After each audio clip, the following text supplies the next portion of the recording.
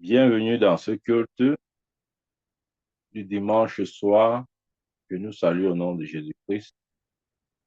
Nous allons prendre notre temps de parole, d'enseignement. Et le thème de ce soir est intitulé Comprendre le temps de Dieu. Je recommence. Comprendre le temps de Dieu. Amen. Bien-aimé, Ecclésiaste nous fait clairement savoir qu'il y a un temps pour toutes choses. Un temps pour rire, un temps pour pleurer, un temps pour s'aimer, un temps pour moissonner, un temps pour vivre, un temps pour mourir, un temps pour la saison sèche, un temps pour la saison de pluie, etc. Amen. C'est pour nous dire que rien ne s'accomplit hors du temps. Amen. Même le plan de Dieu pour ta vie, ou le plan de Dieu de manière globale, s'inscrit dans un temps bien précis. Amen. Il est important pour nous de discerner le temps de Dieu. Je vais vous dire, il n'y a rien de plus important que, que ce point, c'est-à-dire ta capacité de discerner la saison, le temps dans lequel tu es. Amen. Parce que vous voyez, souvent nous croyons que Dieu ne nous exauce pas ou Dieu ne nous a pas exaucés, alors que simplement le temps pour l'exaucement n'est pas encore arrivé. Alors, si tu pries pour quelque chose et que le temps de l'exaucement de la chose n'est pas arrivé, tu ne verras pas ta prière être exaucée de tes yeux. Enfin, tu ne verras pas physiquement, c'est-à-dire le témoignage des sens, etc. Tu ne verras pas ta prière être exaucée. Mais ça ne veut pas dire que Dieu ne t'a pas entendu. Amen. Il t'a entendu, bien-aimé. Qu'est-ce que la Bible dit au sujet de Jésus? Dans Galates 4, verset 4, il dit, mais lorsque les temps ont été accomplis, Dieu a envoyé son Fils, né d'une femme née sous la loi. Ouais. Mais lorsque les temps ont été accomplis, en d'autres termes, lorsque le moment de Dieu a sonné, lorsque le temps de Dieu a sonné, la venue de Jésus n'était pas, n'était pas une surprise. Ça n'a pas surpris le Seigneur, Dieu. Non. Au contraire, Dieu avait planifié la venue de Christ dans un temps bien précis. Voilà pourquoi Galate dit, mais lorsque les temps ont été accomplis, Dieu a envoyé son Fils. Amen. Bien-aimé, il y a un temps pour toutes choses. Il y a un temps pour toutes choses. Alors aujourd'hui, je prêche sur le thème comprendre le temps de Dieu. Bien-aimé, si je parle du temps de Dieu, ça veut dire qu'il y a aussi le temps de l'homme. Nous sommes d'accord. Et le temps de l'homme, c'est à tout moment. Qui comprend ce qu'il veut dire? En fait, ce que veut dire, c'est que l'homme n'a pas un temps bien précis. Le temps de l'homme, c'est à tout moment. C'est-à-dire que l'instant ou le moment où il désire quelque chose, c'est au même instant là qu'il veut la chose. Amen. Mais Jésus, une des choses qui caractérisait le ministère de Jésus, c'est qu'il marchait toujours avec le temps de Dieu. Il marchait toujours avec le temps de Dieu. Amen. Regardez, lisons un peu Jean 7. Je lis à partir du verset 1. Là, il est écrit, après cela, Jésus parcourait la Galilée, car il ne voulait pas séjourner en Judée, parce que les Juifs cherchaient à le faire mourir. Verset 2. Or, la fête des Juifs, la fête des tabernacles, était proche. Verset 3. Et ses disciples lui dirent, pars d'ici et va en Judée, afin que tes disciples voient aussi les œuvres que tu fais. Amen. Écoutez, ce sont les frères de Jésus. Verset 3. Et ses frères lui dirent, pars d'ici et va en Judée, afin que tes disciples voient aussi les œuvres que tu fais. Là, on parle des frères de Jésus. Verset 4. Personne n'agit en secret, lorsqu'il désire paraître. Si tu fais ces choses, montre-toi toi-même au monde, car ses frères non plus ne croyaient pas en lui. Jésus leur dit, mon temps n'est pas encore venu, mais votre temps est toujours prêt. Amen. J'ai dit, le temps de l'homme, c'est à tout moment. C'est ce que Jésus dit ici là. Mais votre temps est toujours prêt. Il dit, mon temps n'est pas encore venu. Ça veut dire quoi? Ça veut dire que Dieu, ou si vous voulez, Jésus marchait selon le temps de Dieu.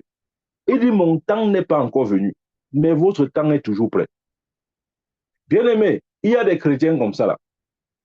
Ils sont prêts à tout faire à tout moment. Non, ce n'est pas comme ça. Ils sont prêts à prier à tout temps, à tout lieu. Non, non, non, ce n'est pas comme ça. Bien aimé, ce n'est pas comme ça. Est-ce que vous savez que des fois, même, on peut vous amener un cas. Vous devez toujours demander à Dieu, Seigneur, qu'est-ce que je dois faire? Est-ce le moment pour moi de prier pour cette personne? Certains se sont engagés. Écoutez, ce n'est pas parce que, entre guillemets, nous avons le nom de Jésus que nous devons prier n'importe comment, avec n'importe qui et à n'importe quel moment. Non. Amen. Nous devons toujours écouter du ciel. Nous devons toujours écouter de Dieu. Dieu doit nous instruire, Dieu doit nous inspirer pour faire tout ce que nous faisons. Parce que si tu fais quoi que ce soit, sans que ce ne soit comment je vais dire, sans que ce ne soit une inspiration divine, sans être poussé par l'Esprit de Dieu, bien aimé, je peux te rassurer, cette chose est vouée à l'échec. Amen. Il y a des chrétiens qui sont toujours prêts à prier, n'importe quel moment, à n'importe quelle heure. Tu l'appelles, il est comme une machine à prier. Non, non, non, c'est pas ça. Amen. Ce n'est pas ça.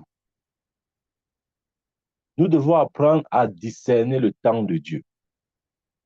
Les frères de Jésus ont dit à Jésus, va te faire voir. N'est-ce pas, c'est toi le faiseur des miracles. Va montrer tes œuvres. Et quelle était la réponse de Jésus? Mon temps n'est pas encore venu, mais votre temps est toujours prêt. Amen. Bien aimé, c'est important de commencer à fonctionner avec le temps de Dieu. Ce n'était pas pour Jésus le moment, enfin, pendant que ses frères lui parlaient, ce n'était pas la volonté et le moment de Dieu pour lui d'aller se montrer au monde. Non. Tout à fait, vous dit, ça c'est maintenant mon témoignage personnel, ce que je m'apprête à vous dire là. Des fois, on me présente une situation et quand je ne sens pas dans mon esprit que je dois prier, je ne prie pas. Maintenant, les gens vont dire, hein, pourquoi tu dis ça? Hein, tu dois tout prier. Hein, comment un homme de Dieu n'est pas là pour Dieu, prie pas pour les gens que tu fais quoi alors? Hein? C'est tout comme ça que vous, les hommes de Dieu, là, vous êtes. Vous aimez vous vanter. Vous faites les choses comme vous voulez. La vérité est la suivante. Si je prie sans que ce ne soit initié par l'Esprit de Dieu, si ma prière n'est pas initiée par l'Esprit de Dieu, bien aimé, même en tant que prophète, je suis en train de bavarder. Amen. Parce que tu peux prier, mais c'est Dieu qui pose son cachet. Si Dieu ne met pas son tampon sur ta prière, ça ne sert à rien. Amen. Il y a des fois, on me dit, OK, voici une situation, j'écoute. Mais pendant que j'écoute, je n'écoute pas juste la personne. J'essaye d'écouter le ciel. Qu'est-ce que le ciel dit? Si à ce moment-là, je n'ai pas une direction particulière, je vais juste écouter comme ça, là, après, je vais dire, OK, on va en reparler une autre fois. Ou bien je vais dire, euh, donnez-moi quelques jours, donnez-moi quelques mots, donnez-moi un peu du temps. Pourquoi? Parce qu'en ce moment, je ne ressens rien du tout. Amen. Je ne ressens rien du tout. Alors, je ne peux pas juste faire pour faire plaisir aux gens que, OK, il faut faire. Non, si je ne fais pas, on va dire que quoi? On va dire que quoi? Le plus important, c'est le résultat. Je vais vous dire quelque chose. Les gens qui vous mettent la pression, là, comme on avait mis la pression à Jésus ici, là, ses frères, oh, on va te faire voir, on va te faire voir. Les gens qui vous mettent la pression, si jamais vous cédez à cette pression, et que rien ne se manifeste. Ce sont ces mêmes gens qui vont aller dire dehors que, ah, dis donc, je suis allé voir le prophète là, il a fait quoi? Il a prié, je n'ai rien vu. Sans savoir qu'il ne voulait pas prier. C'est parce que tu lui as mis une pression. Tu as fait pression. Tu as dit non, prophète, prie, prie, prie. Maintenant, il a prié même pour te faire plaisir. Et parce que c'était juste pour te faire plaisir, l'Esprit de Dieu n'était pas derrière sa prière. Rien ne s'est manifesté. Et ce sera la même personne qui dira, je peux aller le voir, il n'y a rien, il n'y a rien. Amen. C'est pourquoi, en tant qu'enfant de Dieu et homme de Dieu, nous devons faire attention à ces choses-là. Regardez, on vient dire à Jésus, oh Jésus, Lazare est malade. Vous avez vu Jésus se précipiter là, courir dans tous les sens, aller dire vraiment, est-ce qu'il a alerté ses disciples en disant vraiment, j'apprends que Lazare est malade, vraiment, accompagnez-moi, je vais aller prier pour Lazare. Lazare, c'était quand même mon ami. Non, c'est comme si cette nouvelle a rendu Jésus indifférent. Pourquoi? Ce n'était pas le temps de Jésus d'aller vers Lazare. Il y a un temps pour toute chose. Pour toute chose.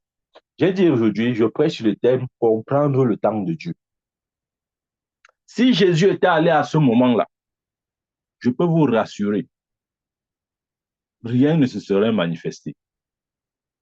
Pourquoi? Parce que ce n'était pas le temps pour Jésus d'aller vers Lazare.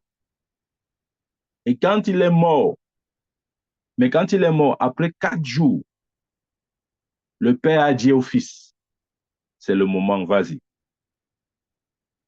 Maintenant, les chrétiens du 21e siècle, s'ils partent voir un pasteur, que vraiment, pasteur, mon enfant est malade, le pasteur ne bouge pas.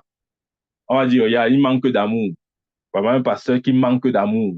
On lui dit que, on dit que son fidèle est malade, il ne bouge pas. Ça veut dire qu'il manque d'amour. Il manque d'amour. Que si c'était son enfant, est-ce qu'il ne devait pas partir? Mais voilà, il manque d'amour. Quand on ne comprend pas le temps de Dieu, c'est comme ça qu'on vit. On vit comme des fous. Amen. Jésus, on dit Lazare est mort, il est là. C'est comme s'il n'a pas compris. C'est-à-dire, cette nouvelle l'a rendu complètement indifférent. Il est même mort. Il était encore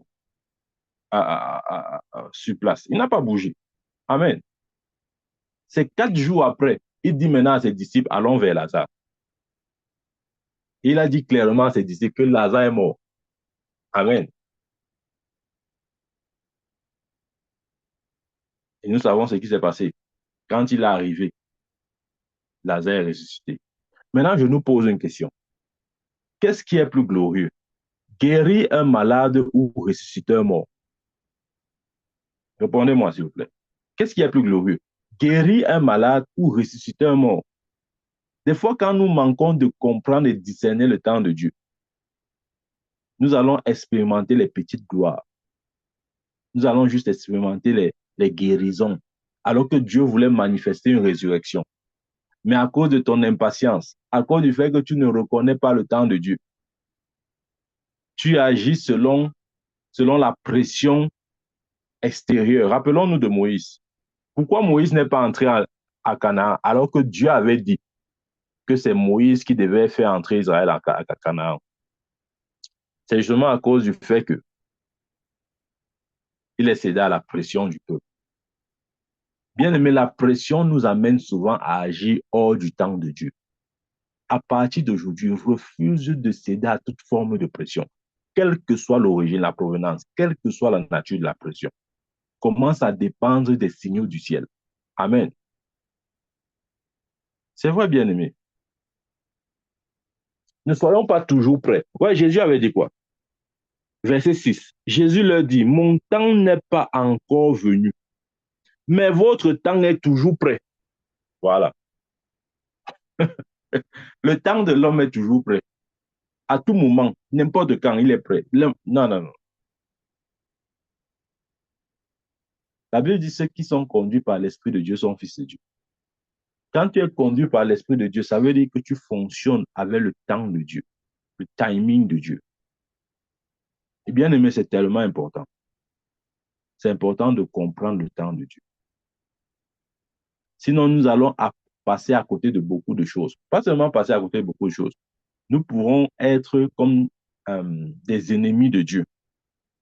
Pourquoi? Parce que lorsque tu as agi hors du temps divin, tu te positionnes comme un ennemi de Dieu. Amen. Quelles que soient tes raisons, du moment où ton action n'est pas inscrite dans le temps de Dieu, bien aimé, c'est possible qu'à ce moment-là, tu agisses comme un ennemi de Dieu, même inconsciemment. Amen. Même inconsciemment. Et regardons souvent comment inconsciemment nous nous positionnons comme des ennemis de Dieu. Nous combattons Dieu inconsciemment. Amen. Regardez, on va encore lire une autre écriture. Dans Jean 2, c'est Jésus aux noces de Cana, nous connaissons très bien. Mais lisons bien, nous allons ressortir quelque chose d'important là. Dans Jean chapitre 2, je lis à partir du verset 1. 3 jours après, il y a eu des noces à Cana en Galilée. La mère de Jésus était là. Et Jésus fut aussi invité aux noces avec ses disciples. Le vin ayant manqué, la mère de Jésus lui dit, ils n'ont plus de vin. Jésus lui répondit, femme, qu'y a-t-il entre moi et toi? Mon heure n'est pas encore venue. Sa mère dit au serviteur, faites ce qu'il vous dira. Vous voyez, il n'y avait pas de vin à cette fête-là. Marie savait exactement qui était son fils. Regardez, la transformation de l'eau en vin était le premier miracle public de Jésus. Je suis convaincu que ce n'était pas le tout premier miracle que Jésus avait fait. Pourquoi? Parce que quand vous écoutez bien Marie parler, elle parle comme quelqu'un qui a l'expérience avec Jésus. C'est-à-dire, elle parle comme quelqu'un qui connaissait Jésus, ce que Jésus était capable de faire. Parce que si c'était le tout premier miracle de Jésus, elle n'allait pas parler de cette manière. Regardez, lisez attentivement, vous allez voir que Marie parle comme quelqu'un qui a vu, qui a expérimenté Jésus. Comme quelqu'un qui sait que Jésus, s'il ne le voyait pas comme ça là, s'il se fâche là, tout peut se gâter ici. Oui, c'est vrai. Voilà pourquoi elle a dit, faites ce qu'il vous dira. Parce que Marie savait que Jésus pouvait tout faire. Amen. Mais regardons, c'est la réponse de Jésus qui nous intéresse. Verset 4. Jésus lui répondit, femme, qu'y a-t-il entre moi et toi? Mon heure n'est pas encore venue. Bien-aimé, est-ce que tu peux discerner le temps, le moment de Dieu dans ta vie, dans tout, comment dire, euh, dans toutes les phases ou dans, dans, comment je vais expliquer ça?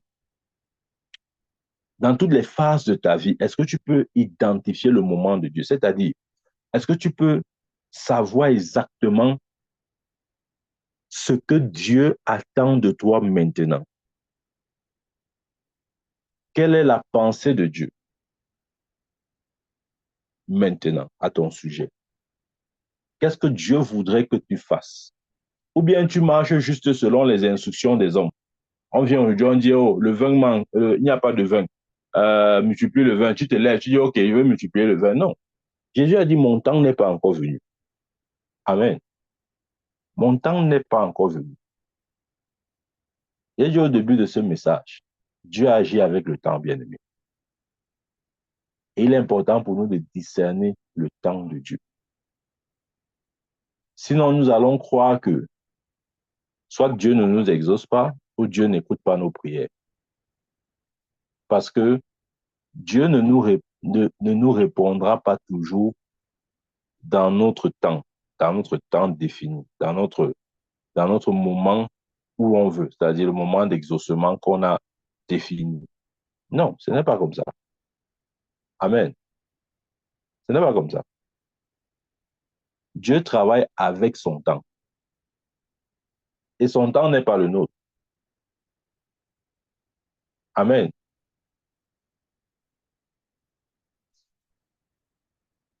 Comprendre le temps de Dieu. Je prie au nom de Jésus que ton esprit puisse euh, capter la fréquence ou les signaux de Dieu, afin que tu saches toujours dans quel temps tu es. ou quel est le temps de Dieu pour l'instant présent. Qu'est-ce que Dieu a planifié de faire? Qu'est-ce que Dieu veut faire, etc. C'est de ça qu'il s'agit, bien aimé. Ce n'est pas d'imposer quoi que ce soit à Dieu. Nous ne pouvons rien imposer au Seigneur. Bien aimé, cette foi qui consiste à dire que, voyez, il y a des chrétiens qui font souvent de ces confessions. Ils disent que, en tout cas, moi, j'avais dit à Dieu que si vraiment dans 2 ans, s'il ne me donne pas mon mari, vraiment, on ne va plus marcher ensemble. Je lui avais dit, je lui avais, tu, tu, tu grondes Dieu, tu instruis Dieu. Mais c'est même quel genre d'évangile qu'on a prêché aux gens. Toi, c'est toi qui le connais là. Tu te lèves comme ça, tu tends ton petit doigt que je vois là, devant le Dieu de l'univers, en lui donnant des instructions. Ça, c'est la folie. Amen. Il va te répondre comme à Job. Lorsque je créais la terre, où étais-tu? Lorsque je formais les limites de la mer, où étais-tu? Bien aimé, ne parlons pas de Dieu comme si c'était notre garçon de course ou notre mari ou bien notre femme. Non. Nous parlons au créateur de l'univers. Nous parlons du créateur de l'univers. Amen. Il y a des gens comme ça. Quand ils voient un enfant de Dieu parler comme ça, je croyais il y a son niveau. Niveau zéro. Il n'a même pas encore commencé la maternelle. Par exemple, les chrétiens qui disent qu'ils ont donné un délai à Dieu. Tu donnes un délai à Dieu. Merde, Seigneur Jésus. Tu donnes un délai à Dieu. Hey, ton niveau m'a dépassé. Amen.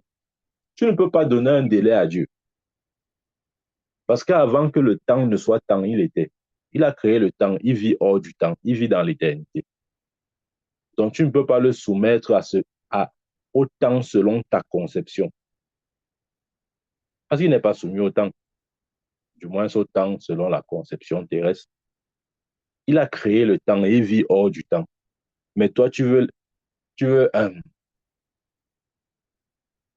tu veux l'emprisonner dans ton temps. Non, ça ne marchera pas comme ça, bien aimé. Nous devons discerner le temps de Dieu. Nous devons comprendre le temps de Dieu. Et une des façons, une des manières de comprendre ou de discerner ce temps, c'est de pouvoir comprendre l'agenda de Dieu ou la saison dans laquelle nous sommes. Si tu peux note ce que je suis en train de dire. Bien aimé, l'agenda de Dieu pour ta vie est inclus dans l'agenda global. C'est ce que j'essaie de dire. Je reprends. L'agenda de Dieu pour ta vie est inclus dans l'agenda global. Donc, si tu connais l'agenda global, tu peux avoir une idée ou une image de l'agenda de Dieu pour ta vie. Amen. C'est vrai, bien-aimé. Maintenant, où est-ce que nous prenons les informations au sujet de l'agenda global? Dans les Écritures. Quand tu sondes, tu étudies les Écritures pour discerner la saison dans laquelle l'Église est. Tu peux mieux comprendre, écoutez bien, tu peux mieux comprendre le plan de Dieu pour ta vie. Amen. Parce que j'ai dit, l'agenda de Dieu pour ta vie est inclus dans l'agenda global. De la même manière que nos vies sont incluses dans les Écritures. La meilleure façon de te connaître, c'est de connaître les Écritures. Amen. En tant qu'enfant de Dieu, c'est un mystère, mais c'est vrai. La Bible dit que quoi? Notre vie est cachée en Christ et Christ en Dieu. Si ta vie est cachée en Christ et Christ est la parole, ça veut dire que ta vie est où? Ta vie est dans la parole. Donc la meilleure façon de te découvrir, c'est de connaître la parole de Dieu. Plus tu connais la parole de Dieu, plus tu te connais. C'est vrai, bien aimé. Les chrétiens ne comprennent pas ça. Nous n'avons pas encore perçu exactement cette vérité-là. Et nous nous disons que non, comment on va se découvrir dans les Écritures, c'est un peu très compliqué comme ça. On dit non, mais comment je veux me découvrir dans les Écritures? Moi, je veux juste qu'on prophétise sur moi. Je vais te dire, je vais te dire. écoute-moi très bien. Quelles que soient, quelles que soient les prophéties dites à ton sujet, écoute et note ce que je viens de dire, ce que je m'apprête à dire. Quelles que soient les prophéties dites à ton sujet, aussi longtemps que tu ne comprends pas l'agenda de Dieu pour la saison dans laquelle tu es, aucune de ces prophéties ne vont se manifester. Aucune d'elles. Aucune ne va se manifester. Amen. Je vais vous dire pourquoi. Rappelons-nous, il y avait des prophéties faites au sujet d'Israël. D'Israël. Amen. Mais parce que Israël a manqué de reconnaître le plan ou l'agenda de Dieu pour leur saison, quand le Messie est venu, ils ont rejeté le Messie. Finalement, les prophéties ne sont pas accomplies. Parce que les chrétiens, ils voient que non, il faut seulement avoir les prophéties et puis ça va s'accomplir. Hey, en tant que prophète, je peux te rassurer que c'est faux. C'est faux. Et t'as dit que c'est faux. Amen. Il ne suffit pas juste d'avoir des prophéties personnelles, non. Il suffit aussi, enfin, ce n'est pas seulement d'avoir des prophéties personnelles, c'est aussi de connaître l'agenda ou comprendre la saison, la dispensation dans laquelle tu te trouves. Parce que j'ai dit, et je répète, l'agenda de Dieu pour ta vie est inclus dans l'agenda global. Des prophéties personnelles avaient été adressées à Israël. Mais parce que Israël n'avait pas compris l'agenda global de Dieu, finalement, ces prophéties ne se sont pas accomplies. Voilà l'exemple qu'il peut te donner. Parce que quand il parle, là, tu vas dire que oh, le prophète n'a pas donné l'exemple. Il parle seulement en l'air. Voilà l'exemple. Je répète encore. Des prophéties ont été dites au sujet d'Israël. Mais parce que Israël a manqué de reconnaître le plan ou l'agenda global de Dieu, la saison dans laquelle ils étaient. Quand le Messie est venu, ils ont rejeté le Messie. Et finalement, ces prophéties ne sont pas accomplies. Jusqu'aujourd'hui, ils sont en train d'attendre le Messie. Alors que le Messie est venu partir, jusqu'à partir. Maintenant, il veut même revenir une deuxième fois. Ils sont toujours là en train de dire qu'ils attendent le Messie. Pourquoi? Parce que quand tu ne comprends pas le temps de Dieu, tu vas passer à côté même des prophéties qui ont été dites à ton sujet. Pour la simple raison que l'agenda de Dieu pour ta vie est inclus dans l'agenda global. Amen. C'est pourquoi il a dit, et tu n'as pas compris peut-être, ta vie est dans les Écritures. La meilleure façon de te connaître, c'est de connaître les Écritures. Amen. Bien aimé, il n'y a pas meilleure façon de se connaître. Ne crois pas que, oh, tu vas c'est même pas quelqu'un qui va te dire qui tu es. Non. J'ai même envie de dire, ce n'est même pas un prophète qui va te dire qui tu es. Amen. C'est la révélation que tu auras des Écritures. Ce sont les Écritures qui te diront qui tu es. Parce qu'il est écrit, nous tous qui le visage découvert contemplons comme dans un miroir la gloire du Seigneur. J'ai expliqué ce verset-ci. Et il disait que la gloire du Seigneur, c'est les chrétiens. Il s'agit de toi. L'apôtre Paul t'appelle ici la gloire du Seigneur. Il dit, nous tous qui, le visage découvert, contemplons comme dans un miroir la gloire du Seigneur, nous sommes transformés en la même image. Donc, le miroir ici, c'est la parole de Dieu en passant. Donc, quand tu te regardes dans la parole de Dieu qui est le miroir, tu vois la gloire du Seigneur, qui est toi. Et plus tu contemples cette gloire, tu es transformé en la même image de gloire en gloire. Amen. Je dis encore, quelles que soient les prophéties qui ont été dites à ton sujet, je peux te rassurer, si tu manques de comprendre le temps de Dieu, la saison, la dispensation dans laquelle tu es, aucune d'elles ne va se réaliser. Amen. Je ne parle pas de, attention, hein, écoutez-moi très bien, je ne parle pas des petites prophéties que, je vois ton visa venir, je vois ton mariage venir, ça c'est n'importe quoi. Amen. Je ne parle pas de ce genre de prophétie. Je vais vous dire pourquoi. Parce que tu n'as pas besoin d'être né de nouveau pour avoir le visa. Pourquoi il faut être né de nouveau pour avoir un visa, pour voyager? Je ne sais pas pourquoi, pour la tête de certains chrétiens, euh, dès qu'on voyage, là, ça veut dire que vraiment, on est arrivé. Ça, c'est la blague. C'est pourquoi parfois les païens nous regardent comme ça là. Ils n'ont même pas envie de devenir chrétiens parce qu'ils ont l'impression que nous sommes des tarés. Ils ont l'impression qu'il y a quelque chose qui ne va pas dans nos têtes. Et ils ont raison, bien aimé. Les gens croient que voyager, c'est accomplir sa destinée. Ça n'a rien à voir. Les gens voyagent tous les jours.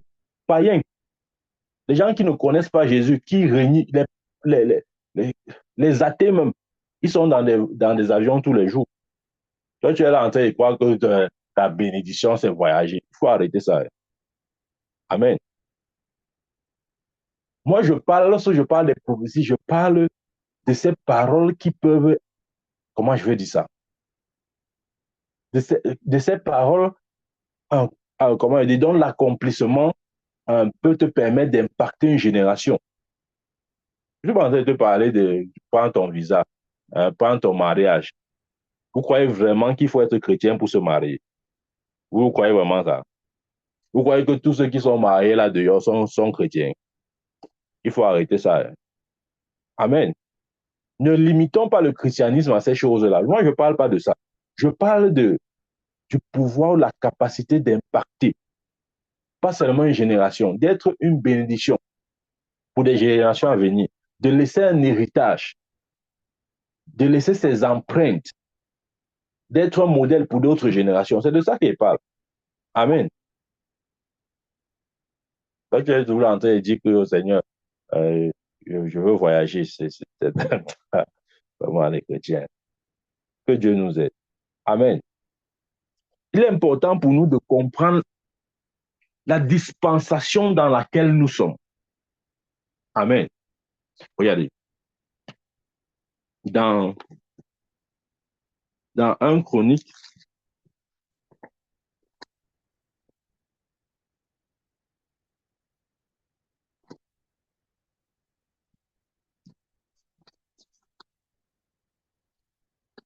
dans 1 Chronique, chapitre 12, verset 32, là-bas, il est écrit, et je lis, les fils d'Issachar, ayant l'intelligence des temps pour savoir ce que devait faire Israël. Waouh.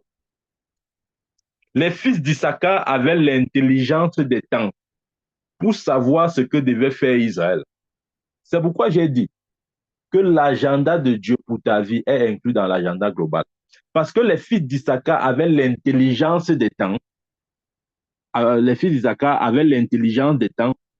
Ils pouvaient discerner ce que Israël devait faire. Bien aimé, je te dis ceci. Parfois, tu ne sais pas vraiment quoi faire parce que tu n'as pas encore discerné le temps dans lequel tu es. Amen. Parfois, tu ne sais pas quelle est la prochaine étape, quel est le prochain pas à prendre parce que tu n'as pas encore discerné le temps ou la saison dans laquelle tu te trouves. Parce que si tu avais discerné la saison, le temps dans laquelle, ou la saison, le temps dans lequel tu te trouves, tu devais savoir quel est le prochain pas à prendre. Amen. Je prie au nom de Jésus que ton esprit soit ouvert sur la compréhension du temps et de la saison de Dieu. C'est vrai, bien-aimé. Relisons encore ça. Des fils d'Issachar ayant l'intelligence des temps pour savoir ce que devait faire Israël. Parce que les fils d'Issachar pouvaient discerner et comprendre le temps de Dieu. Alors ils pouvaient aussi déterminer ce qu'Israël devait faire. Amen. Peut-être tu dis, ah, mon prophète, je ne sais pas vraiment tu sais à quoi le Seigneur m'appelle, ce que je dois faire. C'est simple. Commence à discerner le temps, la saison, la dispensation, le plan de Dieu de manière globale.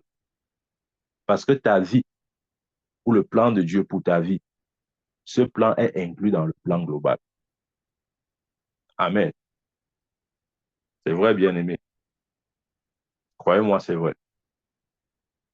Donc, en tant qu'enfant de Dieu, notre challenge, nous aimons tellement nous concentrer sur nous. Arrêtons de nous concentrer sur nous. Commençons à nous concentrer sur le Seigneur.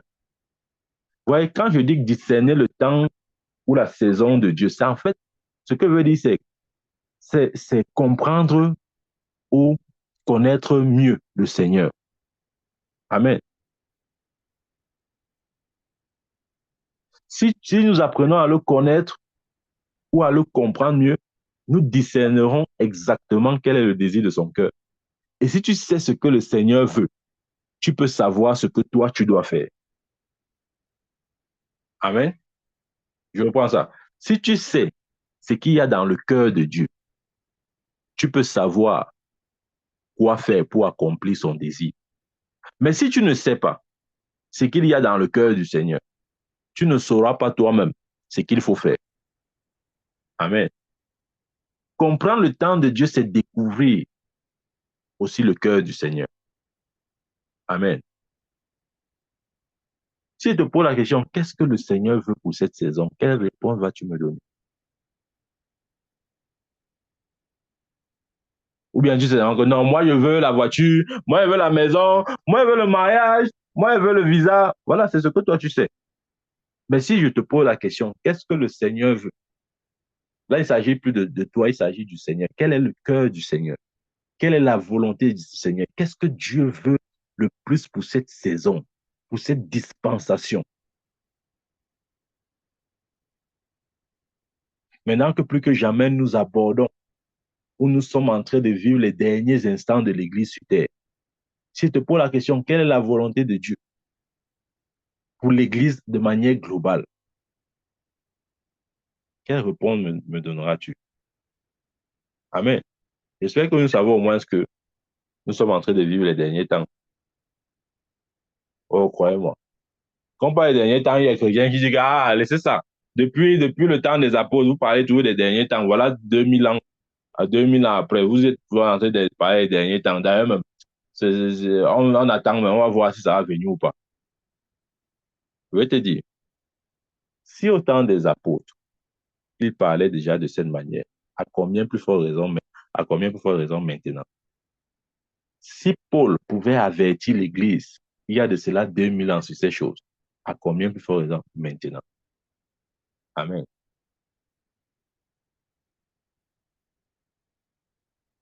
Ça ne fait pas partie du sujet du jour, mais j'aimerais que tu saches ceci. L'Église est sur le point d'être enlevée.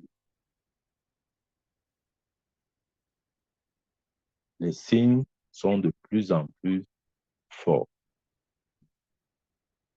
Satan ne se cache du tout plus.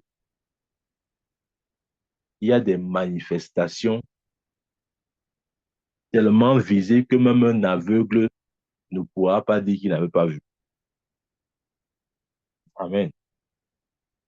J'espère que nous avons un peu assisté ou peut-être vu sur Internet la cérémonie d'ouverture des Jeux olympiques. Vous avez vu ce qui s'est produit là-bas? Le satanisme en plein jour. Amen. Une moquerie ouverte envers les chrétiens. D'ailleurs, Le Pen a dit qu'elle s'en fout des chrétiens. Amen. Quand nous lisons ça, quand nous écoutons ces choses, que ça nous parle. Une image de Jésus avec ses disciples prenant la fraction du pain au-dessus d'autres images bizarres. Amen. Pourquoi est-ce qu'ils attaquent cette image? Pourquoi est-ce qu'ils attaquent l'image de Jésus donnant la Sainte Seine à ses disciples? Pourquoi cette image est attaquée? Seigneur de nous. Ouais, c'est important de comprendre le temps de Dieu. Les fils d'Issachar, parce qu'ils avaient la compréhension des temps de Dieu, ils savaient exactement ce que devait faire Israël. Dans Daniel chapitre 10, ouvrons notre Bible, Daniel chapitre 10, verset 12, là-bas il dit, il me dit, Daniel, ne crains pas, car dès le premier jour où tu as eu à cœur de comprendre et de t'humilier devant ton Dieu, tes paroles ont été entendues. Amen. Tes paroles ont été entendues. Voilà, il y a une question que j'ai envie de me poser. Pourquoi est-ce que Dieu a entendu les paroles de Daniel? Est-ce parce que Daniel a juste prié? Ouais, qui comprend ma question? Est-ce que c'est juste parce que Daniel a prié? Et puis bon, parce qu'il a prié, voilà, Dieu a entendu ses paroles. Non. Si vous croyez que c'est pour ça, je vous dis aujourd'hui que c'est faux. Dieu n'a pas entendu les paroles de Daniel parce qu'il a prié. Voilà, les chrétiens, maintenant, on dit que ça veut dire quoi? Je répète, les paroles de Daniel n'ont pas été entendues juste parce qu'il a prié. Je vous ai dit que c'est ça. C'est pas ça. Amen. Regardons, regardons. Daniel chapitre, rentrons. Là, on était dans Daniel chapitre 10, n'est-ce pas? Allons un peu dans Daniel chapitre 9. Nous allons bien comprendre. Daniel chapitre 9, verset 2 à 4. Là-bas, il dit, la première année de son règne, moi, Daniel, je vis par les livres qu'il devait s'écouler 70 ans pour les ruines de Jérusalem, d'après le nombre des années dont l'Éternel avait parlé à Jérémie le prophète. Verset 3. Je tournai ma face vers le Seigneur, Dieu, afin de recourir à la prière et aux supplications en gênant et en prenant le sac et la cendre. Verset 4. Je priai l'Éternel, mon Dieu, et je lui fis cette confession. Seigneur, Dieu grand et redoutable, toi qui gardes ton alliance et qui fais miséricorde à ceux qui t'aiment et qui observent tes commandements. Voilà, voilà. Écoutez, écoutez très bien maintenant. Je relis, je vais maintenant expliquer chaque verset. Le verset 2 dit ceci. La première année de son règne, moi, Daniel, je vis par les livres qui devaient s'écouler 70 ans pour les ruines de Jérusalem, d'après le nombre d'années dont l'Éternel avait parlé à Jérémie le prophète. Israël était en captivité, bien sûr à cause de leur désobéissance. Mais Dieu avait dit par Jérémie le prophète que cette captivité devait mettre 70 ans. Et Daniel vient nous dire qu'il vit par les livres qu'il devait s'écouler 70 ans pour les ruines de Jérusalem, d'après le nombre des années dont l'Éternel avait parlé à Jérémie le prophète. Comment est-ce que Daniel a eu accès au plan global de Dieu pour la nation d'Israël en consultant le livre du prophète Jérémie? Ou si vous voulez, dans notre contexte, si Daniel était aujourd'hui chrétien comme nous, il devait dire en consultant la parole de Dieu, c'est-à-dire la Bible. Parce que les écritures du prophète Jérémie à cette époque étaient considérées comme la Bible. Ouais. Donc, c'est en consultant la parole de Dieu ou la Bible ou les écritures, appelez ça comme vous voulez, que Daniel a eu la compréhension du temps, de la saison, de la dispensation dans laquelle Israël se trouvait. Amen. Quand on lit les Écritures, il faut lire ça doucement et prudemment même. Parce que si tu ne lis pas ça prudemment, tu vas lire sans comprendre. Il a dit, je vis par les livres. Si tu as ta Bible, souligne ça, il faut souligner. Il faut souligner. Je vis par les livres. Ça veut dire que Daniel, bien qu'il était prophète, il avait compris l'importance de la parole de Dieu.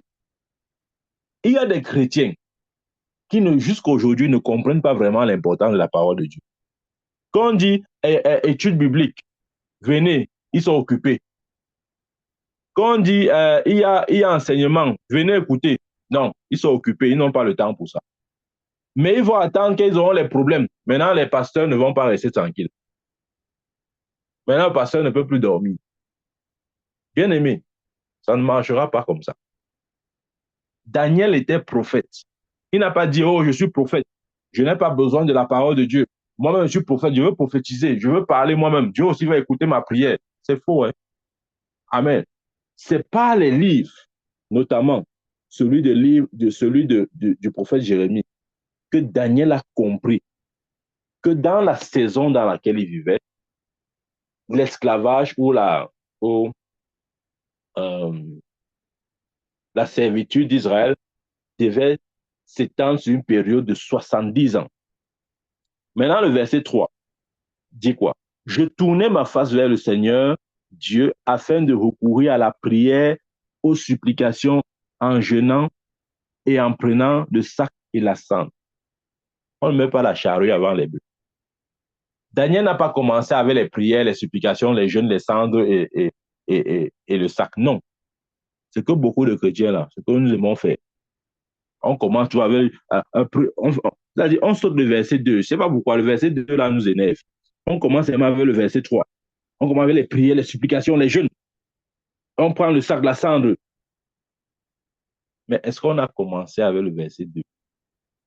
Est-ce qu'on s'est laissé, comment on dit ça? Est-ce qu'on s'est laissé imprégner d'abord du temps de la saison de Dieu? Bien aimé, si tu ne comprends pas le temps et la saison de Dieu, quelle prière tu comptes tu adresser à Dieu jusqu'à ce qu'il écoute? Il ne peut pas écouter des prières qui n'ont rien à voir avec sa saison et son temps. Non. Non, non, non, non, bien aimé, c'est faux. Daniel, avant de recourir à la prière aux jeunes, il est d'abord passé par la parole. Il avait besoin de comprendre d'abord le temps, la saison dans laquelle Israël se trouvait, pour maintenant savoir comment prier. Bien aimé, si tu ne sais pas dans quelle saison tu te trouves, même ta prière là, comment vas-tu l'orienter? Voilà pourquoi nos prières n'ont aucun sens. Amen. Parce que nous prions selon ce qui monte dans nos cœurs. Nous prions selon, comment je vais dire ça? Nous prions de manière charnelle. Parce que nous n'avons pas vraiment une grande connaissance du temps, de la saison dans laquelle nous sommes. Daniel, avant de faire recourir avant de recourir à la prière, aux jeûnes, aux supplications, il est d'abord allé dans les Écritures. Bien aimé, quand je parle de comprendre le temps de Dieu, je veux aussi dire connaître les Écritures. Parce que le temps de Dieu est révélé dans les Écritures. Amen. Nous aimons seulement recourir à la prière, supplication, les jeûnes. Les jeûnes. Un est de nouveau, born again. C'est à vous qui m'adresse, les jeûnes. Nous aimons ça. Il n'y a rien de mauvais. Il n'y a rien de mauvais. Je ne suis pas contre les prières, les jeûnes et tout ça. Mais est-ce que nous avons pris connaissance d'abord du temps de la saison dans laquelle nous sommes? Point d'interrogation. Amen. Donc nous voyons que la prière de Daniel a été entendue parce que Daniel a pris connaissance du temps de la saison, de la dispensation dans laquelle Israël se trouvait. Et ayant su cela, il savait que prophétiquement, après 70 ans, Israël devrait être libre. Il connaissait maintenant comment orienter sa prière. Il savait exactement comment prier. Il priait se basant sur les Écritures. La prière que Dieu écoute est la prière qui est basée sur les Écritures. Parce que les Écritures nous révèlent le temps de Dieu. Amen. Les Écritures nous révèlent la saison de Dieu.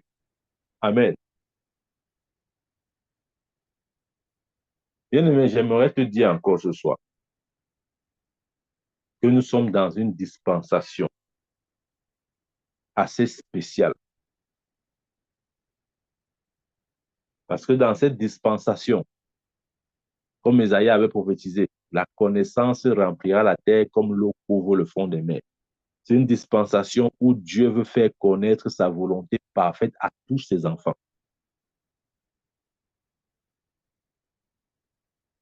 Bien-aimé, il ne faudrait pas être derrière cette grâce.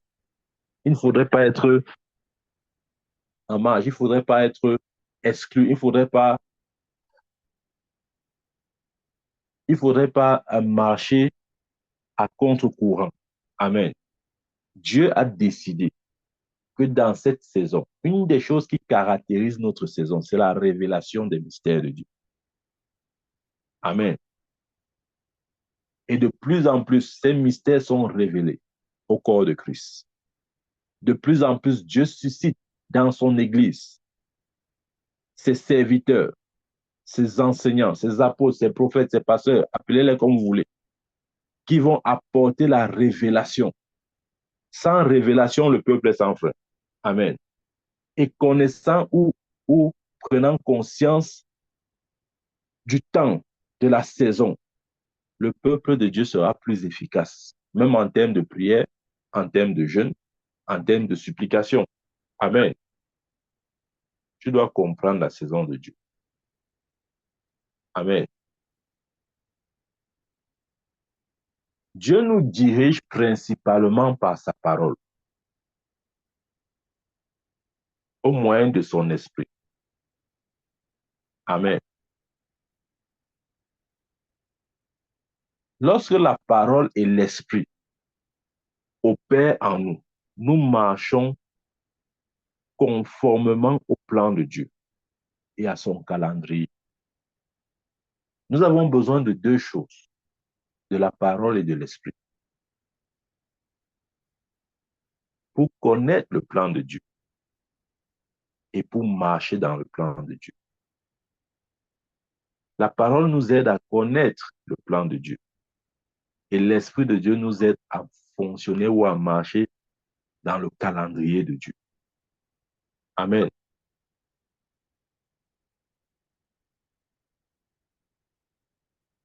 Exactement ce qui s'est passé avec Daniel.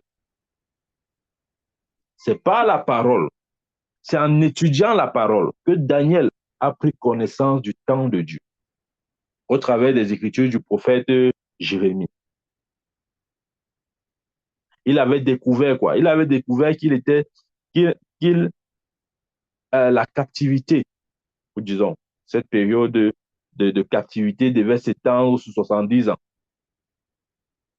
Et, et ils étaient en train d'amorcer la 70e année. Donc, la liberté était là. La liberté était disponible. S'ils n'avaient pas pris conscience ou s'ils n'avaient pas appris cela par les Écritures, ils devaient continuer à rester en captivité. Bien aimé, beaucoup de chrétiens sont toujours en captivité parce qu'ils n'ont jamais découvert ou ils n'ont jamais vu par les Écritures leur liberté. Amen. Nous sommes toujours dans les anciennes vérités ou dans les anciennes euh, traditions où nous croyons que nous sommes en captivité à cause des liens des fondations familiales, que nous sommes toujours en captivité parce que notre grand-père était sorcier, dont la sorcellerie est passée par le sang, et nous sommes toujours en captivité des liens de sorcellerie. Nous continuons de croire à toutes ces bêtises-là, excusez-moi l'expression. Pourquoi? Parce que nous n'avons jamais vu clairement notre liberté. Amen. Colossiens dit qu'il nous a transférés des ténèbres à son admirable lumière. Nous n'avons jamais vu notre transfert. Voilà pourquoi nous continuons de croire que nous sommes en captivité. Nous n'avons jamais vu notre délivrance. Voilà pourquoi nous continuons de croire que nous sommes asservis. Nous avons jamais vu notre victoire. Voilà pourquoi nous continuons de croire que Satan nous tient. Satan nous a mis en cage. Satan nous a enchaînés parce qu'on n'a jamais vu notre délivrance. Le jour où tu vas voir ta délivrance, oh bien-aimé, tu seras libre. Amen. Le jour où tu vas voir ta délivrance, tu seras libre. Comment tu vas voir ta délivrance? Est-ce que c'est dans la prière? Est-ce que c'est dans le jeûne? Non. Non, non, non, non, non. Non, non, non. Je te dis déjà non. Je te dis déjà non. Tu ne vas pas voir ta délivrance dans la prière et dans le jeûne. Non. La Bible dit quoi? Que Daniel vit par les livres. Bien aimé, c'est par les écritures que tu vas voir ta délivrance. On ne voit jamais par la prière et le jeûne.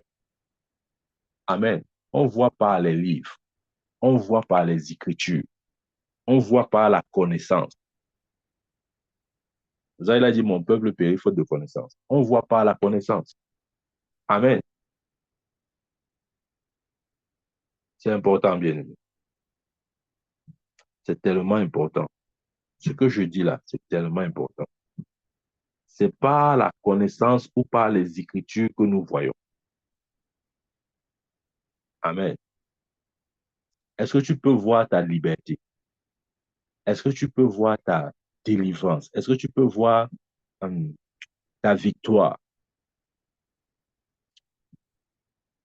Tu ne vas pas le voir dans les prières, les jeûnes, descendre, le porter, le sac, les tout. Non, non, non. Tu vas voir ça par les Écritures. Amen. C'est vrai. Maintenant, quand tu as découvert le plan, la saison, l'époque ou la dispensation dans laquelle tu es, tu peux maintenant faire recours à la prière et à le jeûne pour que le plan de Dieu s'accomplisse totalement et parfaitement.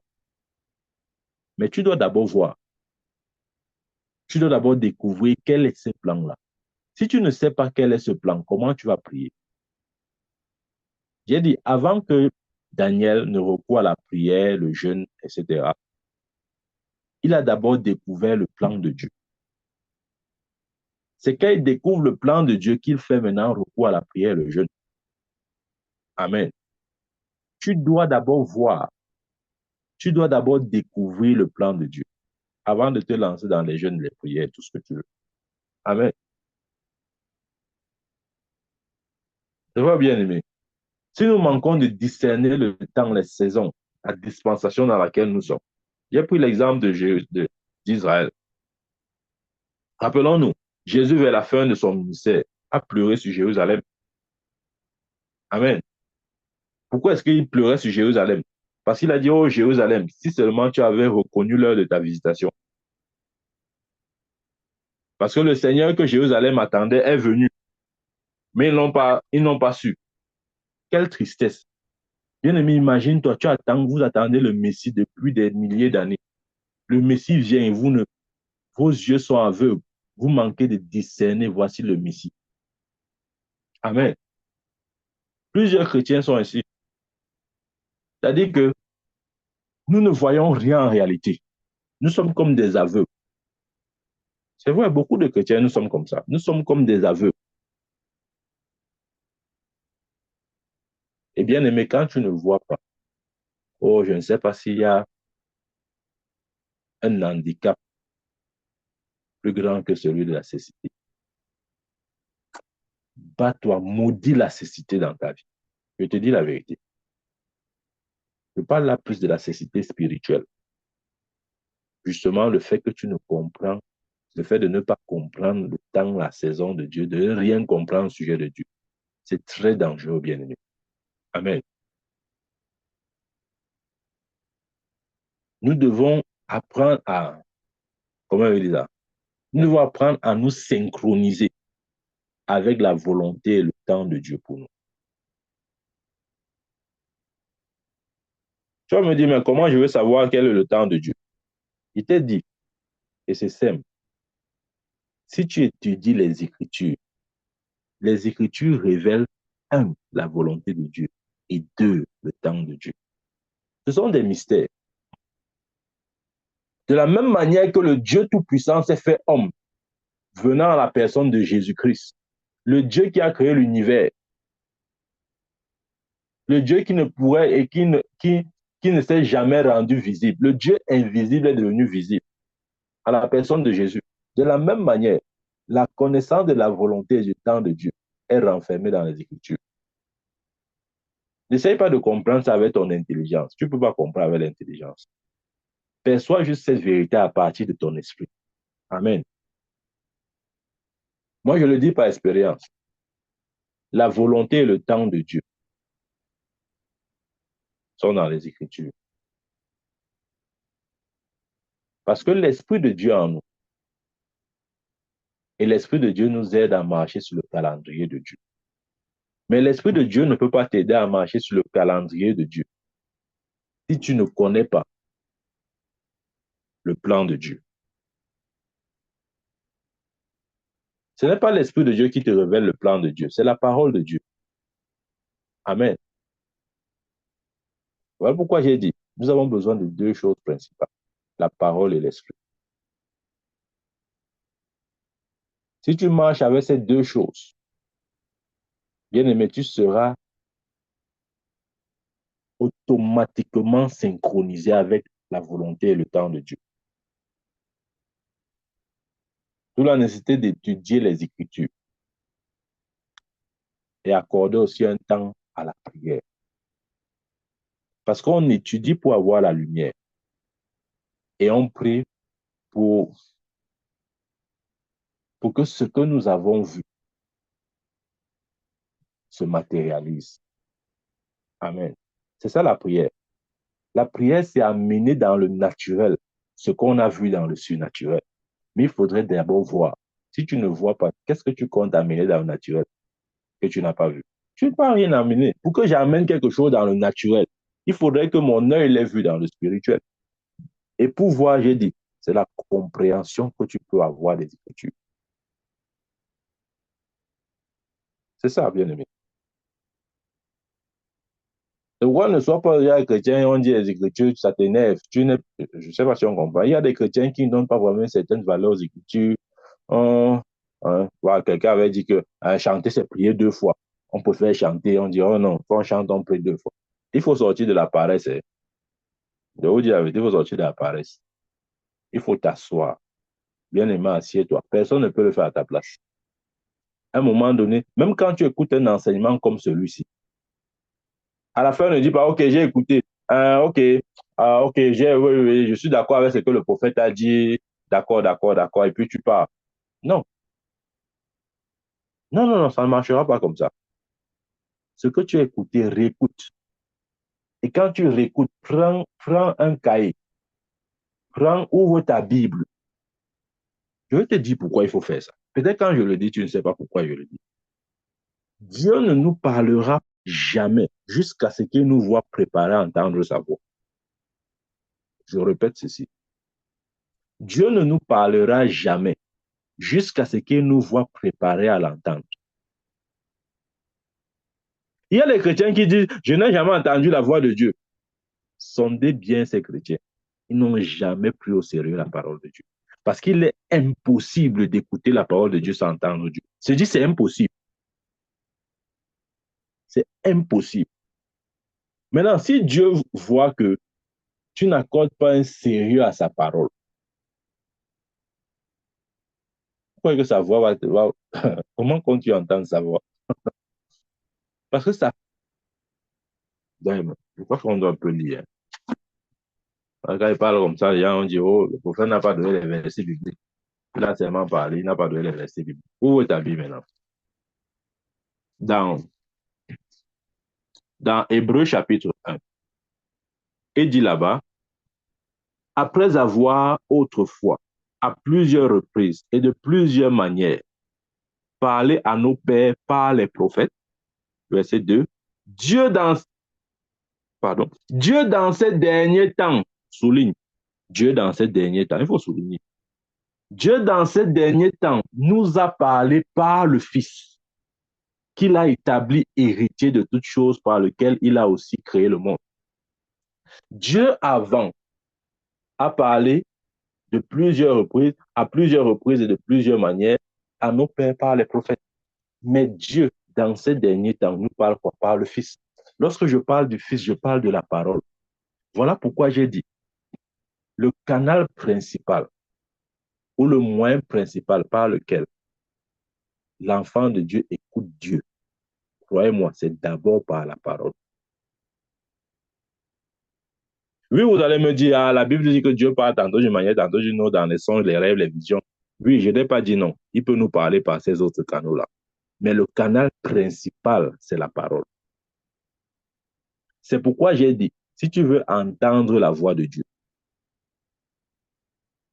si tu ne montres pas à Dieu que tu es prêt à l'entendre te parler, il ne te parlera pas. Amen. Je veux dire, un enseignement comme celui-ci, tu dois l'écouter avec le cahier, le bic et ta Bible à côté. Ne mets pas seulement ton téléphone comme ça, là, tu jettes sur le lit, tu te couches, Tu dis, OK, bon, je vais un peu écouter ce que le petit s'y va dire aujourd'hui. Non. Amen. Ou ne te connecte pas et puis tu es en train de faire mille choses en même temps. Tu dis, bon, je vais un peu voir si je peux écouter. Non. Aussi longtemps que tu ne prends pas la parole de Dieu au sérieux, la parole de Dieu ne va pas te parler. Amen. Mais crois-moi, si Dieu voit que tu accordes un sérieux à sa parole, il va commencer à te révéler ce que je parle, ce dont on parle aujourd'hui. C'est-à-dire, il va commencer à à te révéler sa volonté, son temps.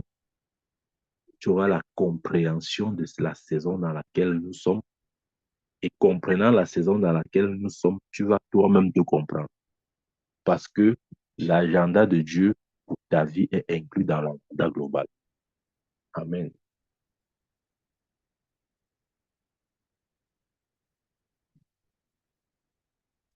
Il y a des gens, je vais vous dire,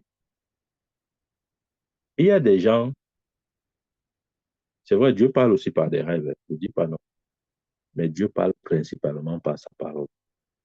Même quand on parle des rêves, il y a des gens, je fais juste une parenthèse, il y a des gens qui rêvent, après ils ne savent même plus de ce qu'ils ont rêvé. Le matin, ils se réveillent comme ça, là, c'est flou. Alors qu'ils savent très bien que le rêve, si c'est Dieu qui me l'a donné. C'est-à-dire, même comme ils ont oublié le rêve ou ils ne se rappellent plus très bien, ils savent que ce rêve-ci est Dieu. Ce rêve-ci, c'est Dieu qui m'a parlé. Mais le matin, quand ils se réveillent, ils ne savent plus grand-chose. C'est flou. Ils ont juste quelques brides comme ça. Pourquoi? Je vais vous dire pourquoi. Parce que Dieu n'a pas vu ou tu n'as pas accordé un sérieux à la révélation que Dieu t'a donnée.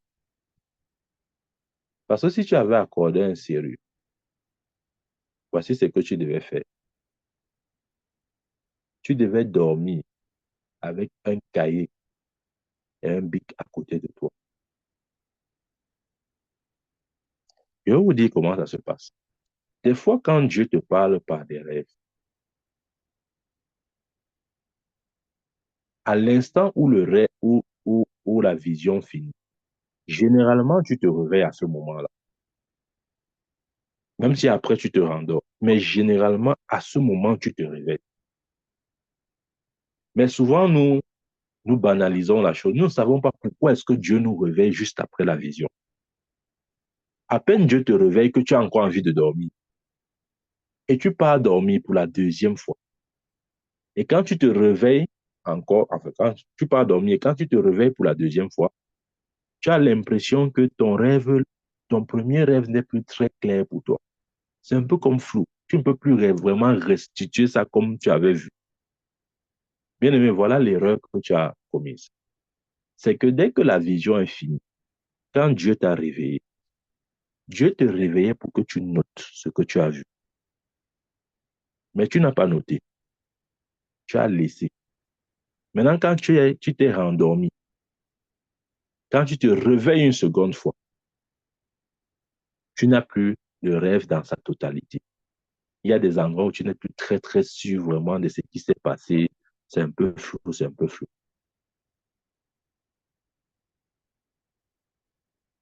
Je donne cet exemple pour dire quoi? Pour dire que jusqu'à ce que Dieu nous voit sérieux, c'est difficile qu'il nous parle. Amen.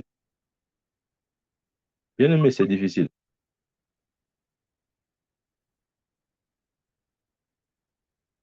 Dieu voudrait que nous connaissions, que nous entrons en contact avec sa volonté, avec son temps.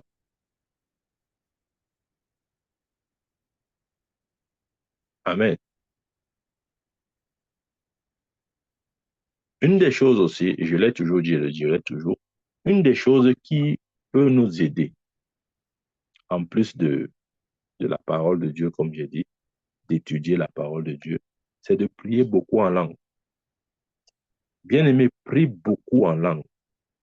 Je te dis la vérité. J'ai dit prie beaucoup en langue. Je vais te dire pourquoi il est important de prier en langue. C'est vrai, nous avions déjà fait nous avons d'ailleurs une série d'enseignements sur la prière en langue. Mais j'aimerais relever juste un point. Plus tu pries en langue, plus ton esprit s'aiguise. Quand il dit s'aiguise, ça veut dire devient sensible. Une des choses que la prière en langue donne, c'est la sensibilité de l'esprit. Prie beaucoup en langue. Paul pouvait dire, je rends grâce à Dieu de ce que je prie en langue plus que vous tous. Amen. Prie beaucoup en langue. Et en plus de prier en langue, comme j'ai dit, étudie la parole. Aime la parole. Je vous dis, une des choses qui caractérise ma vie, j'aime écouter la parole de Dieu. Oh, croyez-moi, la bonne parole, je ne mange pas n'importe quoi. Je parle de la bonne parole. Je ne parle pas du malaxé. Ouais, dans la parole de Dieu, il y a plusieurs niveaux. Je vais nous expliquer. Lorsque nous creusons peut-être un forage, ok, disons comme ça là, quand tu creuses le sol, il y a une première couche là, qui est comme la couche humide, ou si vous voulez, qui est comme la terre humide, ok? Quand tu continues, tu vas tomber sur la boue. La boue, c'est-à-dire la terre mélangée avec l'eau, ça forme la boue, ok? Si tu continues, tu vas tomber sur l'eau sale, ok? Si tu continues, tu vas tomber sur l'eau claire, mais pas potable. Si tu continues encore, tu vas tomber sur l'eau potable. Amen. Là, tu es sur la nappe. Tu es sur l'eau potable. Je donne cet exemple pour dire quoi? Ça fait pas, je donne cet exemple pour illustrer les divers ou les différents niveaux de révélation. Il y a des enseignements que tu vas écouter, ça sera juste comme la terre humide. D'autres enseignements, tu écoutes, c'est comme la boue. Oui. Il y a d'autres enseignements, tu vas écouter, ça sera un peu comme l'eau sale. Il y a d'autres enseignements, tu vas écouter, ça sera comme l'eau claire, mais ce n'est pas potable. Et il y a d'autres enseignements, tu vas écouter, ça sera de l'eau potable. Amen. Habitue ton esprit à écouter de l'eau potable, à boire de l'eau potable. Bien aimé, je vous dis la vérité. C'est une chose que j'aime, c'est d'écouter la bonne parole. Je n'écoute pas n'importe quoi. Vous voulez que j'ai la diarrhée spirituelle? Il y a des chrétiens qui ont la diarrhée spirituelle. Pourquoi? Parce qu'ils écoutent tout et n'importe quoi. Amen.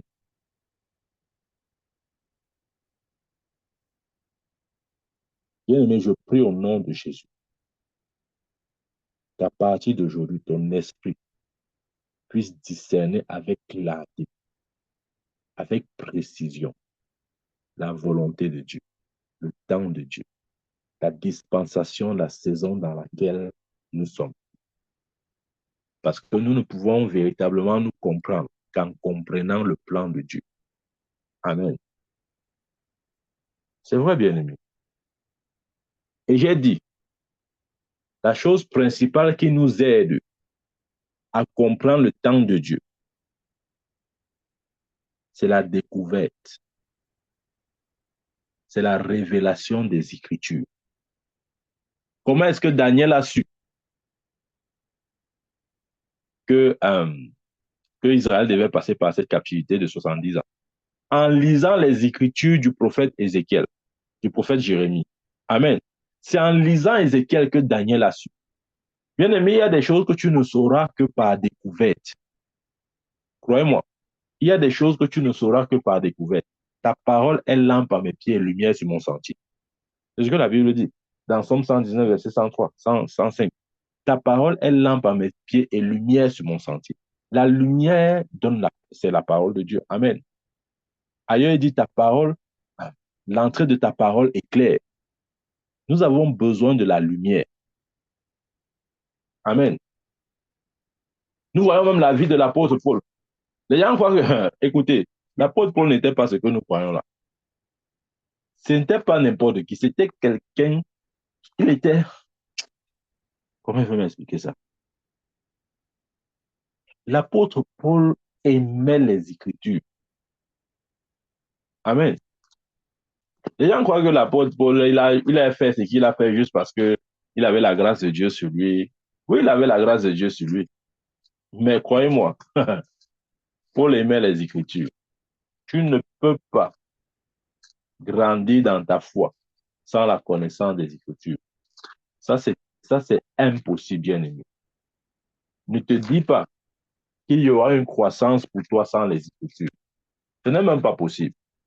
Tu ne peux pas connaître si ce n'est pas les Écritures. Paul dit ceci. Dans 2 Timothée 4, verset 13, il dit, 2 Timothée, chapitre 4, verset 13, là il parle à Timothée, il dit, quand tu viendras, apporte le manteau que j'ai laissé à Troas, chez Carpus, et les livres, surtout les parchemins. Il dit à Timothée, quand tu viendras, apporte les livres. Quand tu viendras, apporte les livres. Pas seulement les livres, les parchemins. Ça doit nous parler. Apporte les livres et les parchemins. Aujourd'hui, les chrétiens, pour qu'ils lisent, même seulement la Bible, là. Ah non, c'est la bagarre. Amen. Tu ne peux pas découvrir sans la lecture, sans l'étude, sans la méditation. Tu ne peux pas découvrir, bien aimé. C'est que tu vas passer toute ta vie à bagarrer. Ça va t'épuiser. Tellement nous sommes épuisés. Et nous nous demandons pourquoi. Ce n'est pas Satan qui nous épuise. L'ignorance épuise, bien aimé. Crois-moi. L'ignorance épuise. Je ne sais pas s'il y a quelque chose qui épuise comme l'ignorance. Regarde seulement, quand à la maison, l'ampoule se gâte et que tu ne peux pas changer l'ampoule, ou bien à la maison, euh, euh, la colonne de douche se gâte et que tu ne peux pas changer la colonne de douche. Regarde comment ça te stresse. Regarde comment tu es stressé, ça t'épuise. Parce que chaque fois que tu veux te laver, tu penses aux gymnastiques que tu dois faire. Tu es bien épuisé. Avant même de te laver, tu es fatigué. Mais si tu avais la connaissance, un peu de notion de plomberie, tu devais changer ta colonne de douche. Bien aimé, rien n'épuise comme l'ignorance. Il y a des chrétiens ils sont vraiment épuisés. Tu crois que c'est Satan, ce sont les démons. Ce ne sont pas les démons, c'est l'ignorance. L'ignorance épuise, bien aimé. Je sais de quoi il parle. Il y aura toujours un prix à payer. Soit tu payes le prix pour la connaissance, ou bien tu payes ou tu subis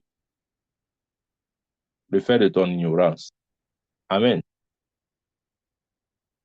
De toute façon, l'ignorance coûte beaucoup plus que l'acquisition de la connaissance. Amen. C'est pourquoi tu dois découvrir. Je dois découvrir. Je dois découvrir.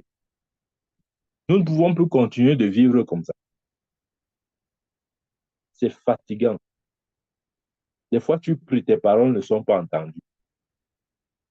Pourquoi? Parce que ta prière ne repose sur rien du tout, sinon ta propre pensée. Dieu n'est, Dieu n'est, à dire que Dieu ne se retrouve même pas dans ce que tu dis. Je l'ai dit en le montrant. Avant que Daniel avant qu'il ne recourt à la prière, le jeûne, les supplications, il a commencé par voir par les livres du prophète Jérémie. Je prie au nom de Jésus-Christ. Que tu ne sois pas assez paresseux pour ne pas découvrir. Amen.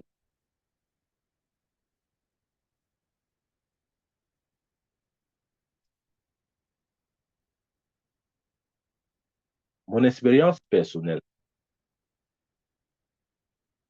ma foi a commencé à s'asseoir, ou j'ai commencé à être affermi dans la foi quand j'ai commencé à découvrir bien aimé. Ça, c'est vrai. Quand j'ai commencé à découvrir, ma foi a commencé à être stable. Ce que je dis là est vrai. Amen. Comprendre le temps de Dieu. Je prie au nom de Jésus-Christ. Que nos yeux soient ouverts pour comprendre le temps de Dieu, pour discerner la saison, la dispensation dans laquelle nous sommes. Je prie au nom de Jésus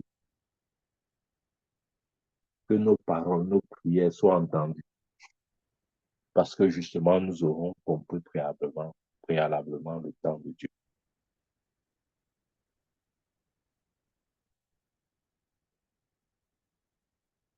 Amen. Amen. Amen.